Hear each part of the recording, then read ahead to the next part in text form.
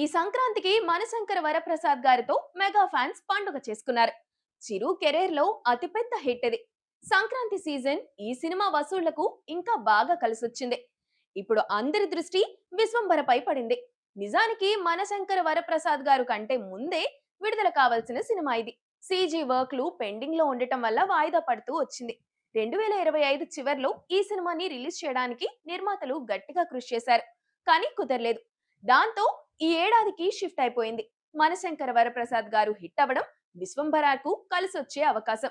అందుకే విశ్వంభర పనుల్ని స్పీడప్ చేసింది చిత్ర బృందం. పండుగ తర్వాత విశ్వంభర సీజీ వర్కులు పునః ప్రారంభం అయ్యాయి.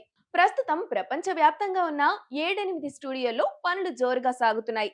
అవుట్పుట్ చూసుకున్న తరువాత రిలీజ్ డేట్ పై ఓ క్లారిటీ వస్తుంది. మెగాస్టార్ మాత్రం ఈ వేసవి బరిలో ఈ చిత్రాన్ని దించాలని చూస్తున్నారు.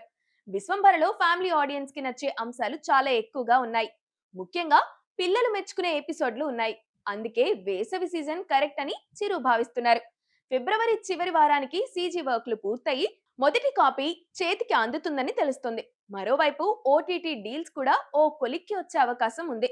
సో ఏప్రిల్ లేదా మే నెలలో విశ్వంభరాని వెండి తెరపై చూసేయచ్చు. వశిష్ఠ దర్శకత్వం వహించిన ఈ చిత్రాన్ని యూవి క్రియేషన్ సంస్థ నిర్మించిన సంగతి తెలిసిందే. త్రిష కథానాయిక, కీరవాణి సంగీతం అందించారు.